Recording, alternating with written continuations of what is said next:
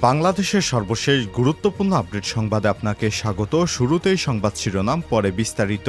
শুরুতেই জানিয়ে দিব, বাড়বে না বিদ্যুৎ এবং জ্বালানির দাম, মূল্যবৃদ্ধির কার্যক্রম অনির্দিষ্টকালের জন্য স্থগিত ঘোষণা। আলহামদুলিল্লাহ, আগামীতে বিদ্যুৎ এবং জ্বালানির সকল মূল্যবৃদ্ধির কার্যক্রম স্থগিত ঘোষণা করেছে অন্তর্বর্তীকালীন সরকার। আজ অন্তর্বর্তীকালীন সরকারের বিদ্যুৎ, জ্বালানি এবং খনিজ সম্পদ মন্ত্রণালয়ের দায়িত্বে থাকা উপদেষ্টা মোহাম্মদ ফাউজুল কবির খান তার প্রথম কার্য দিবসে মন্ত্রণালয়ের কর্মকর্তাদের সঙ্গে বৈঠক করে এই সিদ্ধান্ত গ্রহণ করেছেন। এখন থেকে আগের মতো প্রতি মাসে মাসে আর বিদ্যুৎ বা জ্বালানির দাম বৃদ্ধি পাবে না। এরপর জানিয়ে দিব, গ্লোবাল ডিফেন্স কর্পের প্রতিবেদন, রূপপুর পারমাণবিক বিদ্যুৎ প্রকল্প থেকেই ৫৯,০০০ কোটি টাকা আত্মসাৎ করেছে শেখ হাসিনা। জানিয়ে দিব, ডিবি প্রধান হারুনুর রশিদ এবং তার স্ত্রীর ব্যাংক অ্যাকাউন্ট ফ্রিজ। ঢাকা মহানগর পুলিশের অতিরিক্ত commissioner crime and ops Mohammad Harunur Rashid এবং তার স্ত্রী শিরিন আক্তারের ব্যাংক অ্যাকাউন্ট জব্দ করা হয়েছে। আজ ১৮ আগস্ট তাদের ব্যাংক অ্যাকাউন্ট ফ্রিজ করা হয়। এরপর জানিয়ে দিব, বিআইডব্লিউটি এর অতিরিক্ত প্রধান প্রকৌশলীর উপর দুর্বৃত্তদের হামলা। বাংলাদেশের অভ্যন্তরীণ নৌ পরিবহন কর্তৃপক্ষ বিআইডব্লিউটি এ অতিরিক্ত প্রধান প্রকৌশলী মোহাম্মদ আইয়ুব আলীর উপর হামলা চালিয়েছে একদল দুর্বৃত্ত। আজ রাত ৯টার দিকে রাজধানীর দৈনিক বাংলা মোড়ে বাংলাদেশ শিপিং কর্পোরেশন বিএসসি টাওয়ারের নিচে এই দুর্ঘটনা ঘটে। এই ঘটনায় অজ্ঞাতনামা হামলাকারীদের বিরুদ্ধে মতিঝিল থানায় লিখিত অভিযোগ করেছেন তিনি। এদিকে আন্দোলনে নিহত পুলিশের তালিকা প্রকাশ। বৈষম্যবিরোধী ছাত্র আন্দোলনের সময় সহিংসতায় নিহত ৪৪ পুলিশ কর্মকর্তার তালিকা প্রকাশ করেছে পুলিশ সদর দপ্তর। আজ পুলিশ সদর দপ্তরের মিডিয়া বিভাগ থেকে এই তালিকা প্রকাশ করা হয়। পুলিশ সদর দপ্তরে প্রকাশিত তালিকা অনুযায়ী নিহতদের মধ্যে ২১ জন কনস্টেবল, নায়েক ১ জন, এসআই ৭ জন, এটিএসআই ১ জন এবং এসআই ১১ জন এবং পরিদর্শক ৩ জন রয়েছে। সদর দপ্তর জানায়, কোটা সংস্কার আন্দোলনকে কেন্দ্র করে নিহতদের মধ্যে ২৪ জন পুলিশ সদস্য ৫ই আগস্ট এবং ১৪ জন নিহত হয়েছে ৪ই আগস্ট এবং বাকি সদস্যরা বিভিন্ন সময় নিহত হয়েছেন। এবং সর্বশেষ জানিয়ে দিব, বাংলাদেশের মতো সরকার পতনের আন্দোলন হতে পারে কম্বোডিয়ায়, আশঙ্কা প্রকাশ করছে কম্বোডিয়ার প্রধানমন্ত্রী।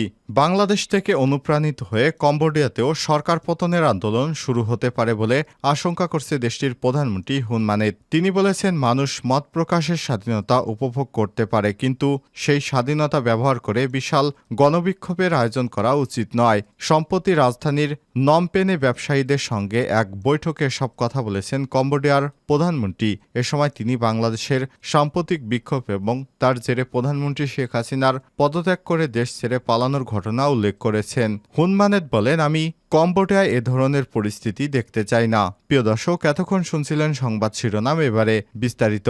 তবে তার আগে বন্ধুরা, অনুরোধ থাকবে এই সংবাদটিতে একটি লাইক দিন। এই চ্যানেলে আপনি নতুন হয়ে থাকলে আমাদের সংবাদটি দেখতে দেখতে চ্যানেলটি সাবস্ক্রাইব করে রাখুন, যাতে করে বন্ধুরা আমাদের পরবর্তী লেটেস্ট আপডেট সংবাদগুলো সবার আগে আপনার কাছে পৌঁছে যায়। কমেন্ট করে আপনার মূল্যবান মতামত জানিয়ে দিন আপনি বিশ্বের কোন দেশ থেকে বা বাংলাদেশের কোন স্থান থেকে আমাদের সংবাদটি দেখছেন এবং শুনছেন। এবারে বিস্তারিত। বাড়বে না বিদ্যুৎ এবং জ্বালানির দাম, মূল্যবৃদ্ধির কার্যক্রম অনির্দিষ্টকালের জন্য স্থগিত। আগামীতে বিদ্যুৎ এবং জ্বালানির সকল মূল্যবৃদ্ধির কার্যক্রম স্থগিত করা হয়েছে। রবিবার ১৮ আগস্ট অন্তর্বর্তীকালীন সরকারের বিদ্যুৎ এবং জ্বালানি খনিজ মন্ত্রণালয়ের দায়িত্বে থাকা উপদেষ্টা মোহাম্মদ ফাউজুল কবির খান তার প্রথম কার্যদিবসে মন্ত্রণালয়ে কর্মকর্তাদের সঙ্গে বৈঠক করে সব সিদ্ধান্ত গ্রহণ করেছেন। এ সময় উপস্থিত ছিলেন বিদ্যুৎ বিভাগের সিনিয়র সচিব মোহাম্মদ হাবিবুর রহমান এবং জ্বালানি সচিব মোহাম্মদ নুরুল আলম সহ ঊর্ধ্বতন কর্মকর্তারা। বিদ্যুৎ এবং জ্বালানি খনিজ সম্পদ মন্ত্রণালয় থেকে পাঠানো বিজ্ঞপ্তিতে বলা হয়েছে, বাংলাদেশ এনার্জি রেগুলেটরি কমিশন সংশোধন আইন ২০২৩-এর ৩৪/ক ধারার আওতায় সরকার কর্তৃক জ্বালানি মূল্য বৃদ্ধির প্রেক্ষিতে জাতীয় দৈনিক সমূহে বিরূপ মন্তব্য প্রকাশিত হয়েছে। ফলে জনমনে ক্ষোভ সৃষ্টি হয়েছে বা হতে পারে। এমন অবস্থায় উক্ত ধারার অধীনে মূল্যবৃদ্ধির প্রস্তাব বিবেচনায় আপাতত স্থগিত থাকবে বলে সিদ্ধান্ত গৃহীত হয়েছে। রূপপুরে বিদ্যুৎ প্রকল্প থেকে ৫৯,০০০ কোটি টাকা আত্মসাৎ করেছে শেখ হাসিনা, গ্লোবাল ডিফেন্স কর্পের প্রতিবেদন। রূপপুর বিদ্যুৎ প্রকল্প থেকে $500 কোটি বাংলাদেশি টাকায়, যার পরিমাণ দাঁড়ায় 59,000 কোটি টাকা আত্মসাৎ করা হয়েছে বলে খবর প্রকাশিত হয়েছে। রোববার 18 আগস্ট গ্লোবাল ডিফেন্স কর্পের এক প্রতিবেদনে এসব তথ্য জানা গেছে। এতে বলা হয়েছে, রূপপুর বিদ্যুৎ প্রকল্প বাস্তবায়নকারী সংস্থা রোসাটম মালয়েশিয়ার একটি ব্যাংকের মাধ্যমে শেখ হাসিনাকে এই অর্থ আত্মসাতের সুযোগ দেয়, যাতে মধ্যস্থতা করেন ছেলে সজীব ওয়াজেদ জয় এবং ভাগ্নি টিউলিপ সিদ্দিকী। গ্লোবাল ডিফেন্স কর্পের প্রতিবেদন আরও বলা হয়েছে, রাশিয়ার সহযোগিতায় বিদ্যুৎ কেন্দ্রটি নির্মাণে খরচ ধরা হয়েছে $1,265 কোটি, যার প্রয়োজনের তুলনায় অনেক বেশি, যাতে মালয়েশিয়ার একটি ব্যাংকের মাধ্যমে শেখ হাসিনাকে এই বাজেট থেকে $500 কোটি আত্মসাতের সুযোগ করে দেয় প্রকল্প বাস্তবায়নকারী সংস্থা রোসাটম। প্রতিবেদনে বলা হয়েছে, নিজের ভাগ্নি টিউলিপ সিদ্দিকের মধ্যস্থতায় রাশিয়ার সঙ্গে এই চুক্তি করেন তৎকালীন প্রধানমন্ত্রী শেখ হাসিনা, আর এর মধ্যস্থতার বিনিময়ে পাচার করা অর্থের 30% পেয়েছেন টিউলিপ, শেখ রেহানা এবং শেখ পরিবারের কয়েকজন সদস্যরা।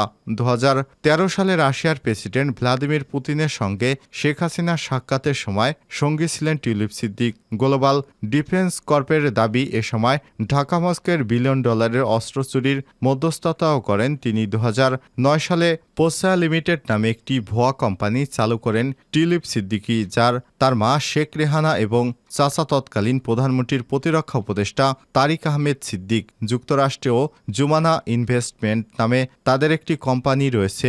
সেই কোম্পানির মাধ্যমে মূলত তারা টাকা পয়সা আত্মসাৎ করেন। গ্লোবাল ডিফেন্স কর্পের দাবি, এই প্রতিষ্ঠানটির মাধ্যমে বিভিন্ন দেশের অফশোর অ্যাকাউন্টে অর্থ পাচার করতেন শেখ হাসিনা। তাদের এই কোম্পানিটি ডেস্টিনি গ্রুপ নামে একটি চিটিং ফান্ড কোম্পানির সঙ্গে যুক্ত হয়ে যুক্তরাজ্য সহ বিভিন্ন দেশে প্রায় $900 মিলিয়ন পাচার করেছে। হারুন এবং তার স্ত্রীর ব্যাংক অ্যাকাউন্ট ফ্রিজ।